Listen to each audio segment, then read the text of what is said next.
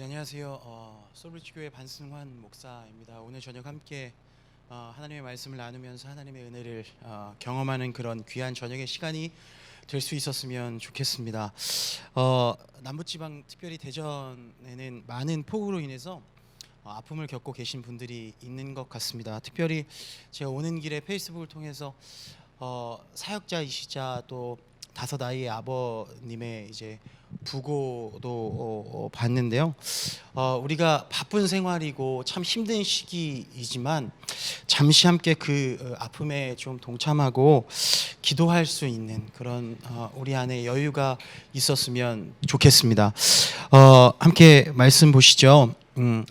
여러분, 우리 복음이 일으키는 변화는 언제나 그리고 어디서나 동일합니다.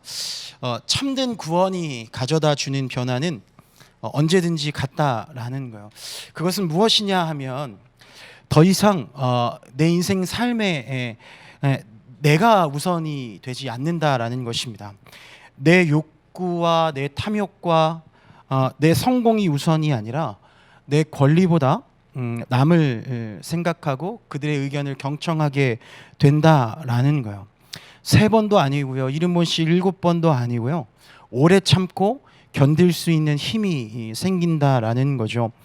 복음적인 삶, 복음이 탑재된 사람들의 삶은요, 기독교와 무관하게 살아가는 사람들, 하나님과 전혀 상관없이 살아가는 사람들에게 도전을 주는 삶이고 감동을 주는 삶이 됩니다. 듣고 배운 알미 손과 발의 삶이 되기 때문이죠.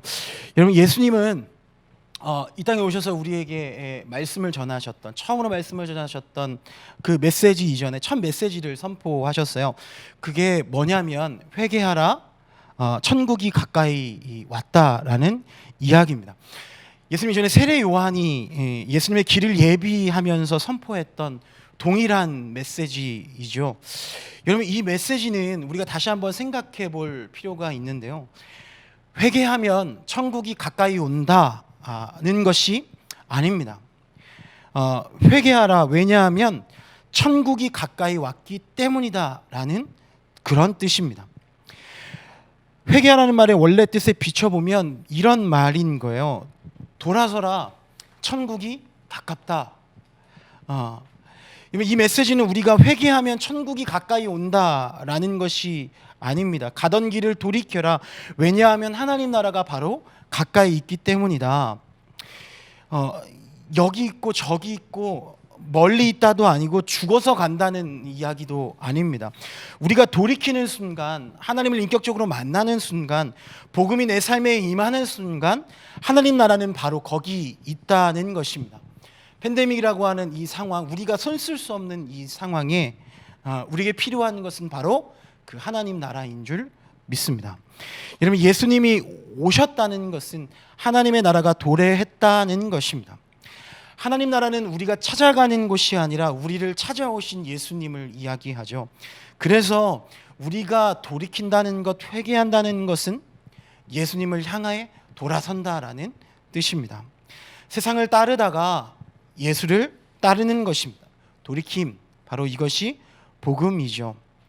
또 다시 말하면 하나님의 규례와 법도 그 하나님이 가리키는 방향을 따라가는 길을 이야기합니다. 레위기 18장 3절에서 5절에 보면 구약 이미 수천 년 전에 하나님께서 말씀하셨어요. 3절 말씀에 보면 너희가 거주하던 애굽 땅의 풍속을 따르지 말며 내가 너희를 인도할 가나안 땅의 풍속과 규례도 따르지 말고 너희는 내 법도를 따르며 내 규례를 지켜 그대로 행하라. 나는 너희의 하나님 여호와이라. 너희는 내 규례와 법도를 지키라. 사람이 이를 행하면 그로 말미암아 살리라. 나는 여호와이니라. 여러분, 이 레위기 당시 하나님이 말씀하셨던 이스라엘 사람들은 세상 사람들의 눈으로 보기에는 가장 촌스러운 사람들이었을 거예요. 왜냐하면 430년 가량을 노예로 살았으니 그들의 모습을 상상해 보면 알겠죠. 주류가 아니었을 겁니다. 그러니 그들에게는 한 가지 꿈이 있었겠죠. 애굽 사람처럼 사는 것, 그 삶을 살아내는 것. 이 시대로 말하면 다음 세대 이야기를 한다면, 표현을 빌리자면 인플루언서처럼 살아내는 것이 꿈인 것이었죠. 여러분, 분명히 알아야 하는 것, 오늘 말씀을 통해서 그토록 배우고 싶고 따르고 싶은 애굽의 라이프 스타일, 우리가 따르고 싶은 그 인플루언서의 삶은, 성경은 그 길은 우리가 사는 길이 아니라 죽는 길이다라고 말하고 있습니다. 그 예수 없는 가나안의 스타일의 모습은 내 욕심이 되고 내 욕망이 되었고, 그들은 430년 동안, 그리고 그 뒤에도 나라가 분리되고 쪼개지고 아스로와 바벨론과 로마의 지배를 받는 끝이 없는 어둠 속에 터널을 걷게 되는 시작이었죠. 이 시대는 어떨까요? 여러분, 다음 세대들에게 물었습니다. 중고등학교 시절을 어떻게 기억하는가? 이 물음의 80.8%가 중고등학교 그 교실을 전쟁터라고 하는 단어로 기억하고 있습니다. 왜 그럴까요? 입시지옥 속에 살아가는 그들에게 세상이 주는 결과는 사망률 1위, 출산율 최저, 산업 재해율 1위, 노동시간 1위, 이렇게 기억이 돼요. 그래서 젊은 부부들은 아이를 낳지 않겠다고 이야기합니다. 그 이유를 물어보니 이 지옥 같은 세상에 아이를 쳐넣을 자신이 없다라고 이야기하더라고요.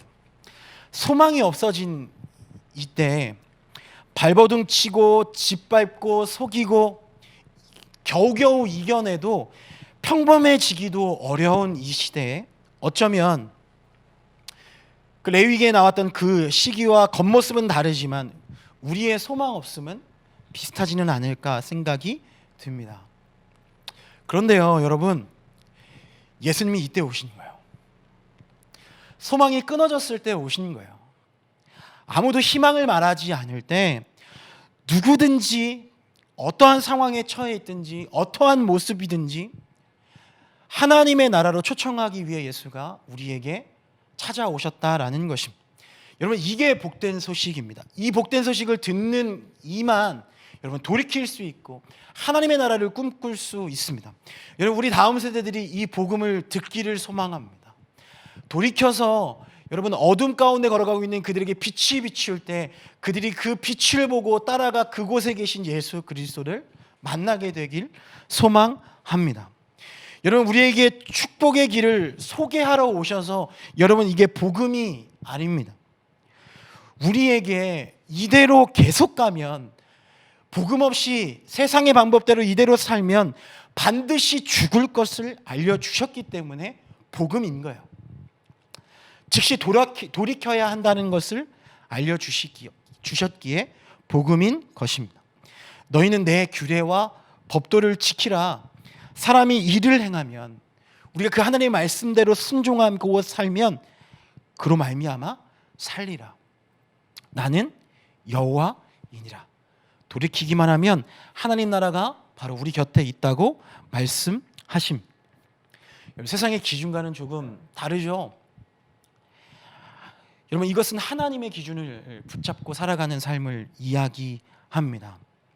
여러분, 하나님 나라는 세상의 방식, 그 기준으로는 이 세상의 문제들을 해결할 수 없음을 우리에게 알려주고 계세요.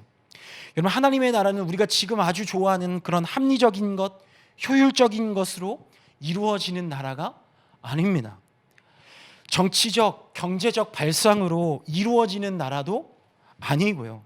오직 하나님의 말씀, 그 안에 나와 있는 하나님의 방법으로 이루어집니다. 여러분은 우리 아이들에게, 그리고 교회에 있는 우리 다음 세대들의 어떠한 방법을 알려주고 계실까요? 그것이 너무 궁금했어요. 여러분, 그 방법이 무엇일까 생각해 보다가 예수님께서 우리에게 가르쳐 주신 말씀이 있겠지, 예수님이 우리에게 말씀하신 메시지가 있겠지. 그것이 바로 마태복음 5장, 바로 오늘 본문 말씀이었어요. 여러분, 마태복음 5장은 예수님께서 우리에게 첫 번째로 설교 말씀하신 장입니다. 마태복음 5장 1절 말씀을 한번 같이 볼까요? 한번 읽어볼까요?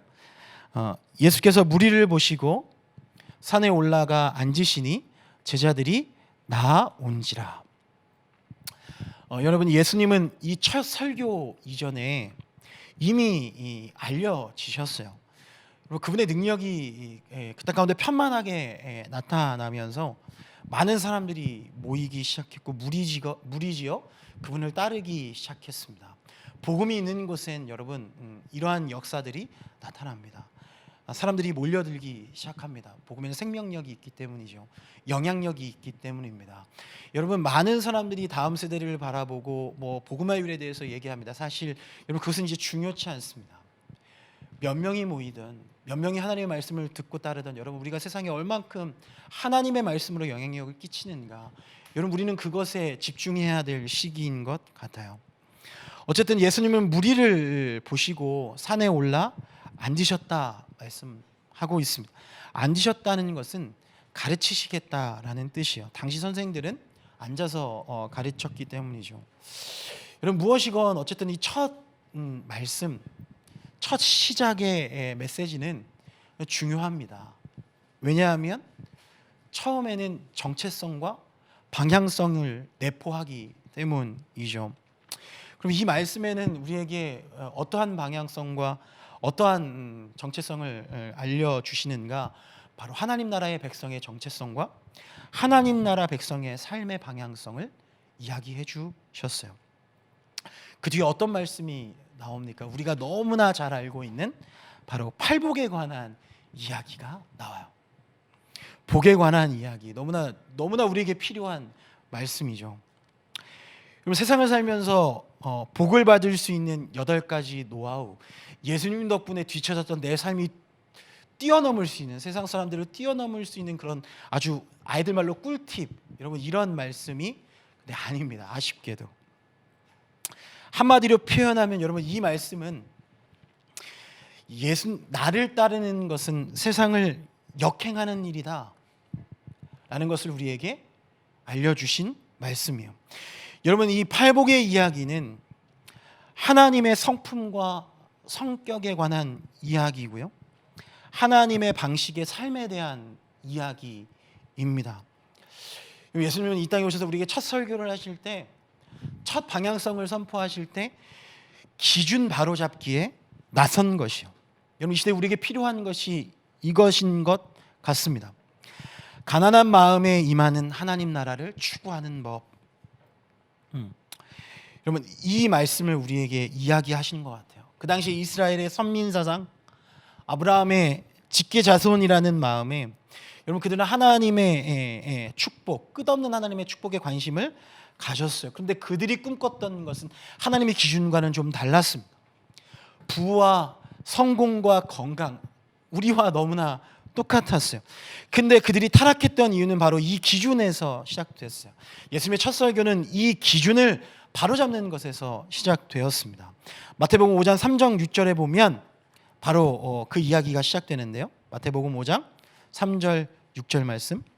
심령이 가난한 자는 복이 있나니 천국이 그들의 것이며, 애통하는 자는 복이 있나니 그들이 위로를 받을 것이며, 온유한 자는 복이 있나니 그는 땅을 기업으로 받을 것이며, 의에 줄이고 목마른 자는 복이 있나니 그들이 배부를 것이며. 여러분, 이게 복에 대한 이야기인데 뭔가 약간 좀 이상합니다. 여러분, 왜냐하면 세상에서 심령이 가난한 자, 애통하는 자, 온유한 자, 의에 줄이고 목마른 자, 이들은 여러분 복받은 사람들이 아니에요. 여러분, 이런 복을 준다고 받을 사람이 누가 있겠어요? 여러분, 이것은 이런 성품을 가진 사람들에게 임하는 것을 이야기하고 있습니다. 여러분, 이것은요, 하나님과의 관계에서 비록되는 복이에요. 여러분, 우리 아이들에게 주어야 하는 복은 바로 이 하나님과의 건강한 관계, 이것입니다. 여러분, 이 말씀은 따로따로 떨어지는 것이 아니에요. 다 연결되어 있습니다. 하나하나 쪼개서 본다면 심령이 가난한 것은, 마음이 가난한 것은 여러분 하나님을 갈망하는 거예요. 세상에 내가 어떤 대학을 가고 어떠한 좋은 것을 취하는 것보다 하나님을 갈망하는 사람들을 이야기할 수 있어요. 여러분, 갈망할수록 마음이 가난해집니다. 왜? 하나님 나라를 바라보기 때문이에요. 무엇을 바라보고 계세요? 여러분, 그런데 아이러니하게도 그 가난한 마음에 하나님 나라가 임합니다. 할렐루야. 마음이 가난한 사람과 애통한 사람은 여러분 작은 일에도 감사가 있어요.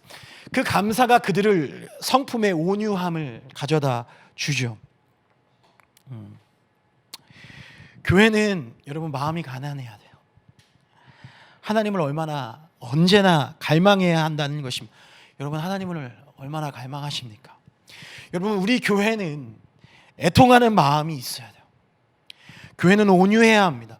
여러분, 이것은 하나님의 마음에서 비롯돼요.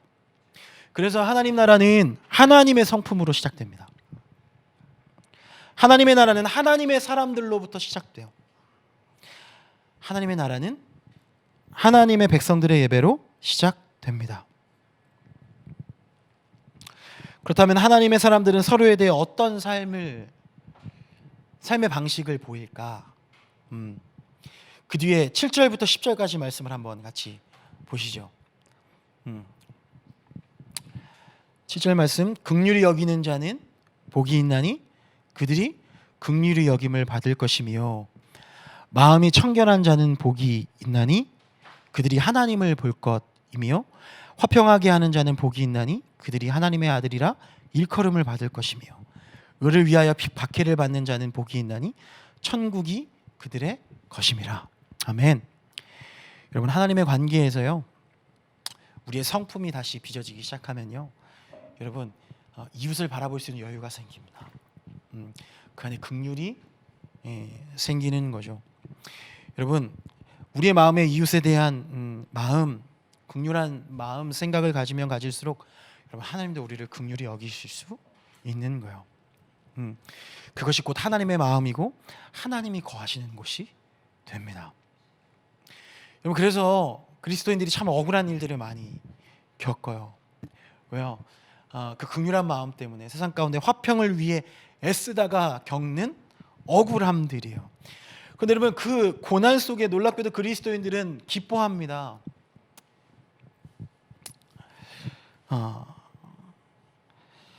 그런 우리가 될 수 있었으면 좋겠어요. 세상 가운데 하나님 우리에게 그 뒤에 정체성을 알려주세요. 그것을 경험한 사람들에게 정확하게 알려주세요. 뭐라고요? 너희는 세상의 소금과 빛이다 라고 말합니다. 여러분, 그 정체성을 알려주셨는데 여러분, 우리는 그 정체성대로 살게 해달라고 할 이유가 없는 거죠. 우리는 존재 자체만으로도 소금과 빛의 사람들입니다. 여러분, 소금은요, 녹아서 맛을 내는 존재예요. 반드시 녹아져야 합니다. 소금의 형태는 없어져야 돼요. 알갱이로 누가 봐도 소금으로 나와 있으면 아무런 소용이 없습니다. 내 의를 주장하고 우리의 공동체 가운데 내 생각을 관철시키려 하고, 소금은 사라져야 짠맛이 나는 것처럼 소금이 다 녹아야 음식이 부패하지 않는 것처럼, 여러분, 만약에 우리가 소금인데 소금이 녹지 않고 점점 굵어지고 강해진다면 여러분, 그 맛을 내야 하는 음식과는 전혀 아무런 상관이 없는 삶을 살아가게 되는 거죠. 그래서 소금은 음식에 뿌려질 때 자신이 녹지 않기 위해 몸부림치지 않습니다. 참 재미있는 건 녹는 과정 가운데에도 소리 없이 흔적 없이 녹아져요. 우리가 그래야 될 줄 믿습니다. 이 세상 가운데 소리 없이 흔적 없이 누가 알아주지 않아도 그곳 가운데 소금의 역할을 감당할 때 그곳에서 하나님 나라의 영광이 드러날 줄 믿습니다. 우리의 삶을 통해서 예수가 드러날 때 거기서 빛이 임하고 그들의 삶이 변화될 줄 믿습니다. 다음 세대의 사역 현장 가운데 우리를 통하여 하나님께서 영광 받기 위하여 여러분들이 녹아지는 그런 귀한 일들이 있을 수 있었으면 좋겠어요. 여러분, 오늘 말씀을 보니 여러분, 그런 것을 느껴요. 짠맛이 나지 않는다면 당연히 버려질 테고 사람들이 그것을 밟고 다니게 될 것이라고. 짠맛이 나지 않는 이유는 여러분, 우리가 하나님께서 우리에게 주셨던 그 정체성을 잃어버릴 때 그러한 일들이 일어나는 것처럼 일어나는 것이라 생각이 듭니다. 만약 방금 이야기했던 소금이 우리라면 우리 교회라면 여러분, 가만두면 부패하는 이 세상, 가만두면 죄악의 영향 가운데 들어가는 우리 아이들에게 그 세상에서 오직 짠맛을 내서 세상에 썩지 않도록 하는 존재임에도 맛을 내지 못하는 우리들, 우리 교회, 여러분, 우리 반성해야 되지 않을까요? 우리 다시 한번 여러분 하나님 앞에 온전히 나아가 하나님 나라를 위해서 다시 한번 힘을 내고 기도하고 예배 자리로 나아가야 되지 않을까요? 이 시대에 왜 교회가 조롱받고 핍박받는가? 왜 다음 세대 아이들이 모이지 않는가? 여러분, 우리가 녹지 않아서인 것 같아요. 우리가 짜지 않아서 세상은 계속 부패하는데 우리는 그만큼 더 녹지 않아서 그런 것 같아요. 여러분, 억울해하는 사람들을 봅니다. 우리는 왜 우리만 욕먹습니까? 여러분, 그런데 이것은 당연한 것입니다. 왜 당연합니까? 여러분, 세상이 부패한다고 타 종교가 비난받은 적은 없어요. 오히려 요즘 시대에는 각종 종교 이단까지 막 인기가 오릅니다. 요가, 명상도 점점 막 사람들이 찾고요. 템플 스테이부터 막 힐링 프로그램으로 득세합니다. 그런데 교회는 오히려 욕을 먹어요. 왜 이렇게 다를까요? 이 세상의 부패함에 하나님이 유일하게 책임 묻는 곳이 교회이기에 그래요. 왜 이 아이들이 다른 세대와는 달리 죄악 가운데 머물고 우리가 들으면 놀랄 정도의 죄악 가운데 머물러 있는가? 왜 이렇게 이기적인가? 왜 이렇게 자기만 생각하는가? 이 책임을 여러분 우리에게 묻기 때문에, 교회에게 묻기 때문에 그렇습니다. 예수님 우리더러 소금이라 정체성을 알려주셨어요. 참 뻔뻔한 게 여러분, 세상은 더 부패하고 스스로 타락을 선택하고 그 길로 가면서도 뻔뻔하게 교회를, 우리를 비난하는 이유가 여기에 있습니다. 예수님이 이 땅에 오셔서 여러분 타락한 세상을 나무라지 않았어요. 세상이 아니라 그리스도인인 우리에게 음란하고 타락함에 대해 책임을 물으신다는 것입니다. 왜 저들이 구원에 이르지 못했는지, 왜 타락에서 헤어나지 못하고 점점 더 악의 구렁텅이에 빠지고 있는지 그 책임을 우리에게 물으신다라는 거예요. 여러분, 말씀을 듣고 멈춘 사람이 아니라, 그 말씀을 알면서도, 우리의 정체성을 알면서도 선포하지 못하는 것이 아니라 그것이 나의 손과 발로, 이야기로, 삶으로 드러내는 사람이 되어야 합니다. 여러분, 아주 비슷하게 보일 수 있어요. 다 교회를 다닌다고 다 신앙인처럼 보일 수 있습니다. 나의 교회 다님의 열심이 여러분 어쩌면 세상 사람들에게 선한 영향력을 끼치지 못할 수도 있습니다. 하나님의 말씀대로 순종하지 않으면 아무런 변화도 아무런 능력도 나타나지 않습니다. 어떻게 해야 할까요? 답은 한 가지입니다. 그것은 바로 예수로 채워야 한다라는 거예요. 여러분, 예수를 믿는다고 내 삶에 어떤 극적인 변화가 있지 않습니다. 내가 사는 곳, 직장, 가정, 학교, 공동체의 환경과 상황이 극적으로 변하지 않아요. 그러나 그 예수로 채워진 나의 아주 작은 변화의 손길이 여러분 우리가 속한 그곳의 공동체를 바꿀 수 있습니다. 유전자 염색체인 DNA 게놈의 구조를 보면 여자와 남자의 차이가 몇 프로일 것 같으세요? 여러분 0.1%밖에 안 된다라는 이야기를 들었어요. 너무 놀랐어요. 0.1%도 안 되는 아주 작은 DNA의 차이가 여러분 여자와 남자를 매우 달라 보이게 하는 것인 거죠. 아주 작은 차이지만 여러분 우리가 일상에서 남자와 여자를 구별하지 못해서 곤란한 일은 별로 없습니다. 우리가 쓰는 제품들도 마찬가지예요. 여러분 얘기를 들어보니까 오늘날 뭐 핸드폰이든 TV든 기술적으로 큰 차이가 나는 제품을 찾아보기란 쉽지 않은 것 같아요. 웬만한 TV나 휴대폰의 품질도 일정한 수준에 올라 있고 성능도 비슷비슷한 것 같아요. 이 와중에 차별화를 하려니 쉽지 않은 것이겠죠.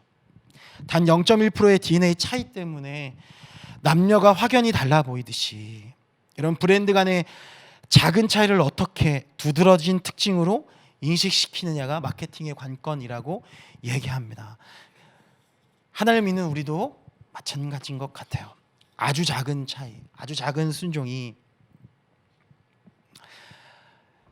큰 차이를 나타내는 것 같습니다. 여러분, 소금은 날마다 여러분 쌓아가는 것이 아니라 하나씩 잃어가는 삶인 것 같아요. 내가 살아가는 자리에서 얼마나 녹았는가가 문제입니다. 내 주장이 하나씩 늘어가는 것이 아니라, 내 생각이 하나씩 늘어가는 것이 아니라 내 주장과 내 목소리가 사라져가는 것을 의미합니다. 그렇게 살아가기를 예수님의 이름으로 축원합니다. 여러분, 그게 싫어 빗나간 나에게, 여러분 마태복음 5장 19절 말씀에 예수님은 이렇게 말씀하세요. 마태복음 5장 19절 말씀 한번 같이 보실까요? 같이 읽겠습니다. 시작.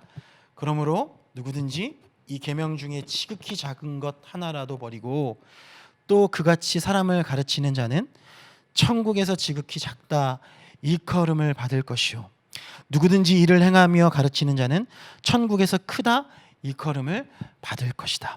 여기서 버린다는 것은 폐기한다는 거예요. 여러분, 의도적으로 내 삶은 하나님 앞에 내어놓는다는 것입니다. 예수님께서 이 땅에 오셔서 하셨던 말씀, 기도, 주의 나라가 임하옵소서라는 이 기도는 여러분 다른 이야기로 하면 하나님 나의 나라가 끝장나게 하여 주옵소서, 나의 생각을 하나님 끝장내 주옵소서, 그곳에 하나님의 생각이, 하나님의 나라가 임하게 하여 주옵소서, 그 이야기를 하고 계신 거예요.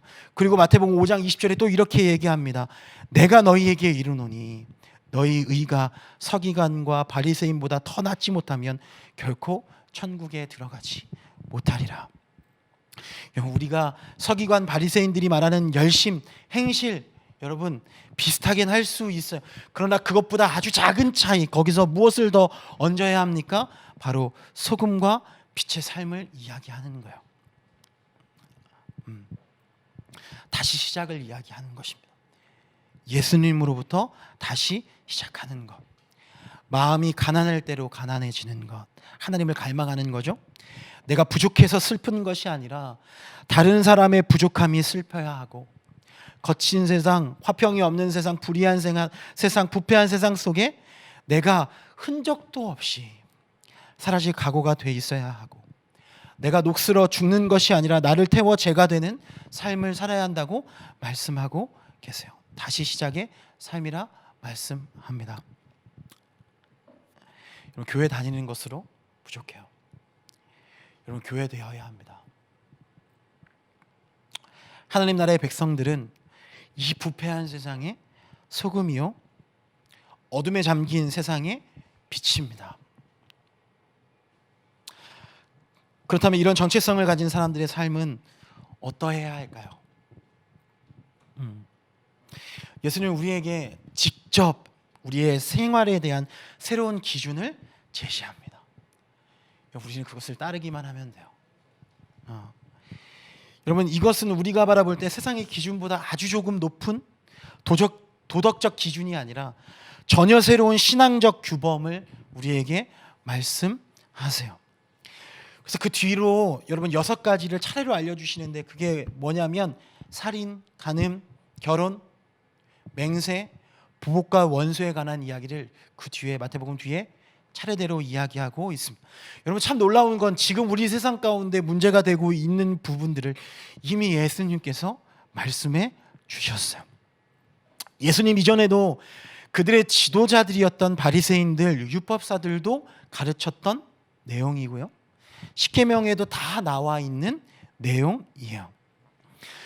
그럼에도 예수님은 마태복음 5장 21절에 이 계명을 스스로 지킨다고 믿고 있는 사람들, 나는 교회 다녀, 나는 예수님 믿어, 확신에 차 있는 사람들에게 하나님이 주신 율법에서 얼마나 멀어져 있는지를 알려주십니다. 마태복음 5장 21절 말씀 한번 같이 보실까요? 5장 21절. 옛 사람에게 말한 바 살인하지 말라. 누구든지 살인하면 심판을 받게 되리라 하였다는 것을 너희가 들었으나. 사실 여러분 이 말씀을 저희가 3주 동안 저희 교회에서 나눴던 말씀인데 여러분 번개탄에 나온다고 하니 부담감이 있었어요. 무슨 말씀을 전해야 되나 그것들을 막 요약해서 여러분들에게 말씀을 전하고 있어요. 시간이 가고 있고요. 마음은 급합니다. 그러나 여러분 한번 이 말씀을 우리가 잘 살펴볼 수 있었으면 좋겠어요. 그리고 우리의 삶에 그대로 녹아져서 우리의 삶의 양태로 드러날 수 있었으면 좋겠습니다. 여러분 빛으로 소금으로 정체성을 가지고 살려면 대체 어떻게 살아야 합니까? 이 말씀에 예수님이 제일 먼저 제기한 문제는 여러분 살인이에요. 여러분 이 이야기를 할 때 여러분 너무 저는 당황스러웠어요. 너무 먼 이야기 같아요. 우리가 살면서 진짜 살인할 수 있는 그런 마음이 몇 번이나 들까요? 10계명 중 6번째 계명이고 6번째 계명부터 마지막 10번째까지 나와 타자와의 관계, 즉 이육 계명을 얘기하셨는데 그 중에 첫 번째 계명이 살인이라는 거예요. 여러분 그런데 이 예수님은 이 살인하지 말라는 계명이 누구든지 살인하면 심판을 받게 되는 이 법 집행, 세상의 규범과 맞물려서 진짜 하나님이 말씀하셨던 그 계명의 본질이 변질되었다는 것을 이야기하고 싶은 거예요. 기준을 바로잡는 것을 이야기하고 싶은 거예요. 여러분 우리에게 이 본질이 변질되는 것은 언제나 중요한 문제예요. 지금까지 우리들은 살인하지 말라 누구든지 살인하면 심판을 받아 라고 들었지만 여러분 예수님이 우리에게 이 말씀을 통해서 이 계명은 그 살인에서 이야기한 것이 아니라 실은 우리 마음속에 항상 하고 있는 분노에서 출발하는 것이다라고 말씀하세요. 그래서 정말 중요한 거예요. 여러분 거짓말하는 건 남의 것을 훔치는 건 이것은 마음을 먹고 행동해야 일어나는 일이에요. 그런데 이 분노는 우리 마음속에 행하지 않아도 아무도 모르는데 언제나 지을 수 있는 죄인 거예요. 그래서 이 이야기를 가장 처음에 이육계명 중 처음에 말씀하신 것 같아요. 나는 너에게 이르노니 형제에게 노하는 자마다 22절 말씀이에요. 예수님이 지금 너무나 중요한 것을 바로잡으시는 거예요. 살인에 관한 충격적 선언 그 뒤에 보면 이 살인은 분노에서 시작되는데 나는 너희에게 이르노니 형제에게 뭐하는 자마다 노하는 자마다 심판을 받게 되고 라고 말씀하고 계신 거죠. 이 원래 뜻을 보면 화내지 말라 형제에게 노하는 자마다 심판을 받게 된다는 말이라고 알려주시는 거예요. 여러분 살인의 시작을 생각해 보자는 거예요. 분노에서 시작돼요. 여러분 저녁에 식사를 먹으면서 여러분 마음 가운데 분노가 있을 수 있어요. 아침에 일어나면서도 분노가 있을 수 있어요. 여기 와서도 분노했어요. 이묘 목사님은 사라졌어요. 소개도 아무도 안 해줘요. 분명히 오면 있을 줄 알았는데 뭐 분노가 시작되는 거예요. 분노가 밖으로 분출하면 여러분 그게 살인인 거예요. 그런데 그게 나갈 출구가 없으면 자살인 거죠. 여러분 이 분노가 얼마나 극심한지 우리 아이들의 문제는 여러분 이 정신적인 문제들 속에서 많은 문제들이 일어나요. 우울, 공황. 그래서 여러분 우리는 이것을 생각해야 돼요. 분노는 어디 있습니까? 분노 뒤에 숨은 사랑을 봐야 돼요. 분노 뒤에 숨은 사랑. 분노가 이유 없이 생기지 않아요. 먼저 분노라는 감정은 여러분 팀켈러 목사님이 이런 얘기를 하셨어요. 우리가 아끼는 무언가에 위험이 닥쳤을 때 따라오는 반응이다. 분노의 치유라는 책에서 이렇게 말해요. 분노 속 타락한 부분만 제거하면 분노는 실제로 사랑의 한 형태라고 얘기하셨어요. 우리가 진정으로 사랑하는 누군가에게 또는 어떤 대상에게 또는 내가 추구하는 어떤 가치관에 위협이 가해졌을 때 발생하는 사랑의 한 형태가 바로 분노라는 이 진단은 여러 면에서 일리가 있는 것 같아요. 여러분 인류 최초의 살인을 본다면 가인이 아벨을 죽인 사건이죠. 왜 죽였을까요? 하나님이 자신의 제사를 받지 않고 아벨의 제사를 받았어요. 자기는 지금 하나님의 사랑을 받고 싶은데 그 사랑을 위협하는 존재가 아벨이었던 거죠. 그 자리를 차지한 아벨에게 분노하고 그의 안색이 변했어요.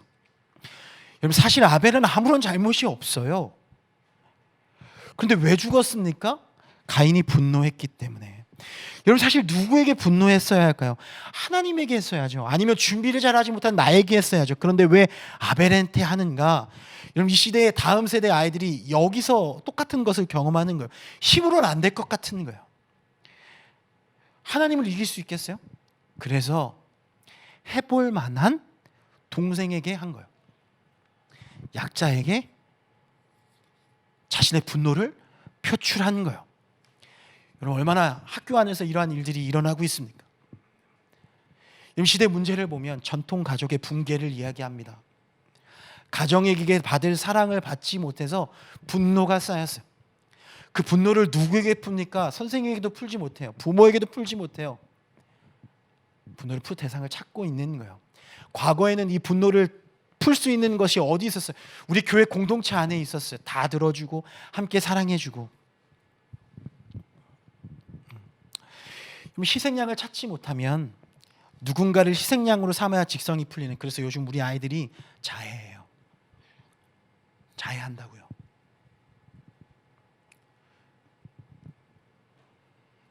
여러분 여기서부터 우리는 소금과 빛의 정체성을 잃어버린 거죠. 나보다 남을 생각하는 삶이 무너진 거예요. 창세기 4장 7절 말씀해 보면 내가 선을 행하면 낯을 들지 못하겠느냐. 선을 행하지 아니하면 죄가 문에 엎드려 있느니라. 죄가 너를 원하나 너는 죄를 다스릴지라 말했어요. 여러분 하나님이 여기서 여러분 그 분노의 형성 과정을 알려주셨어요. 왜 분노했을까요? 가인이 선을 행하지 않았던 거예요. 나밖에 모르는 사람은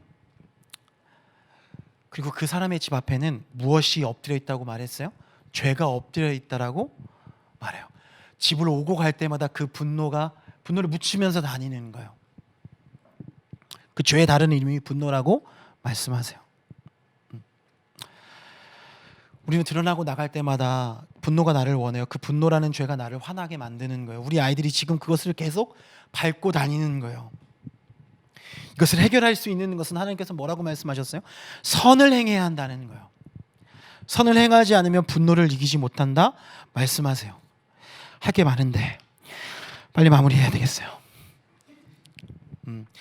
여러분 이 선을 행하는 것은 여러분 의도적으로 선을 생각해야지 선을 행할 수 있는 거예요. 교회 예배 가운데 우리는 그것을 회복시켜 주어야 해요. 세상에서도 많은 이야기를 해요. 화를 다스리는 지혜로 명상, 운동, 산행, 글쓰기, 그런데 한번 생각해 보세요. 자기 개발이에요. 이것은 누구를 위한 거예요? 자기 개발의 말에 이미 들어있어요. 나를 위한 거예요. 하나님과는 상관없어요. 근데 예수님 우리에게 적극적으로 말씀하세요. 사전 예방 조치하라고. 여러분 다음 세대 교육 중에 가장 중요한 교육이 뭐예요? 가장 중요한 거는 예방 교육이에요. 예방 교육. 그래서 유치원 때 배우는 게 제일 중요하잖아요. 빨간불 건너면 안 돼. 뜨거운 거는 건들면 안 돼. 엄마 없으면 남을 따라가면 안 돼. 그 사전 예방이 선을 행하는 거예요. 근데 그 선이라고 하는 건 우리의 의도대로 되지 않아요. 우리 안에 예수로 가득 채워졌을 때 그렇게 되죠. 말씀 마무리하길 원합니다. 여러분 우리에게 이 긍휼한 마음이 없어서 지금 이 땅 가운데 힘들어하는 팬데믹이 뭐예요? 진짜 다들 갈 바를 알지 못하고 있는 이 시기 가운데 어떻게 그들에게 위로를 전하고 그들에게 유일한 소망이요 유일한 희망인 복음을 전할 수 있겠습니까? 여러분 그런데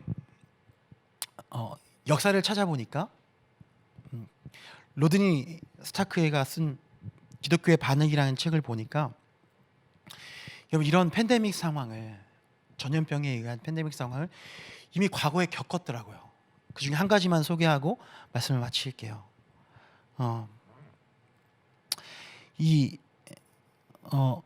주 160년 때 그 뒤에 루터 때도 그랬고 찰스 스펄전 때도 전염병이 있었지만 가장 처음 있었던 팬데믹 상황을 얘기하면 마르쿠스 아우렐리우스가 로마 제국을 통치하던 시절에 이 천연두라고 했던 전염병이 그 세상에 발생했어요.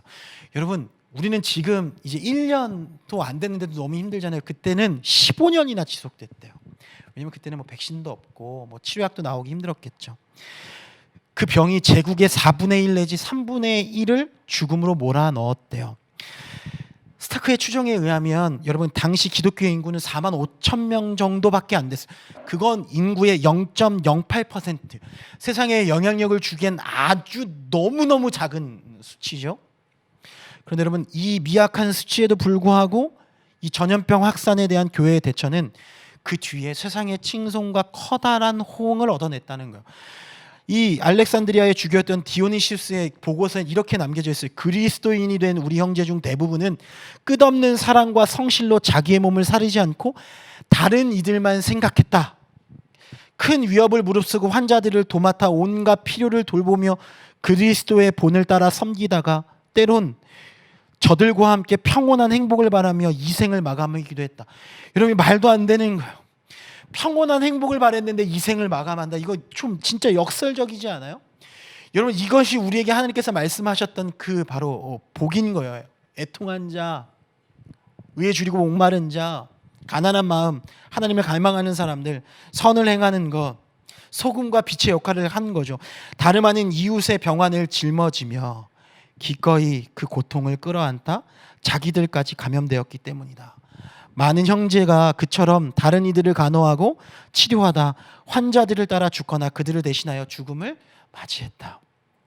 이렇듯 타인을 살리기 위해 죽음을 끌어안는 모습이 바로 예수 그리스도와 흡사했다라는데 이는 교회 밖에 있는 다른 이들과는 극명한 대조를 보였다라고 하는 거죠. 왜냐하면 이 교회의 모습은 달랐기 때문이에요. 여러분 유세비우스 교회사에 보면 그렇게 나와요. 누군가 병들어 아프기 시작하면 멀리 떠났으며. 여러분 한번 보시자고요. 여러분 우리는 그리스도의 모습으로 이 팬데믹 같은 상황 가운데 남아 있습니까? 평온한 행복을 마감하며 이 생을 마감했다의 자리에 있습니까? 아니면 누군가 병들어 아프기 시작하면 멀리 떠났으며 가장 가까운 친구로부터 도망쳤다. 이게 역사책에 나와 있는 거예요. 죽음을 맞이할지 몰라 어디에도 관여하지 않거나 누구와도 사귀려 하지 않았다. 이렇게 모든 방법을 동원해 주의를 기울였으나 그들이 죽음을 피해 달아나기는 쉽지 않았다. 여러분 하나님은 이 시대 가운데 그리스도인으로서의 정체성을 드러내길 원하십니다. 부모로서, 어른으로서, 선배로서, 사역자로서 우리가 어떻게 살아가고 있습니까? 어떠한 모습을 다음 세대에게 보여드리고 있어요? 다 같이 그리스도인으로 모습으로 다 교회 갈 수 있어요. 그런데 여러분 다시 한번 이 말씀을 생각하고 예수님이 우리에게 주셨던 그 첫 번째 말씀을 생각하며 여러분 자신이 교회 되길 소망합니다. 그럴 때 자연스럽게 먼저 앞서 행하신 예수 그리스도 따라가는 나를 보고 그 뒤에 나의 제자들이, 나의 자녀들이 따라올 줄 믿습니다. 감사합니다. 네, 기도하고 마치죠.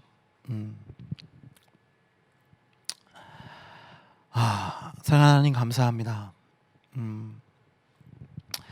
복음은 우리에게 하나님 나라가 멀지 않았음을 계속해서 경고하고 알려주고 있습니다.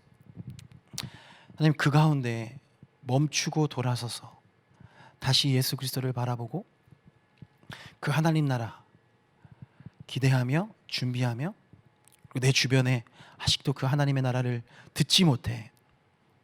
아니 들었는데 세상의 영향력이 너무 커 그들의 귀를 닫고 그의 삶을 짓눌러 돌아설 수 없는 그들에게 찾아가서 그들을 일깨우고 일으켜 세우고 돌이키는, 그래서 이 상황 가운데 이 상황을 이해하려고 발버둥 치는 것이 아니라 지금도 역사하시고 지금도 우리에게 그 메시지를 전하시는, 그래서 그곳 가운데는 평안할 수 있고 그곳 가운데는 기뻐할 수 있는 그 자리에 함께 주님의 나라를 이뤄갈 수 있는 우리가 될 수 있도록 주님 축복하여 주옵소서.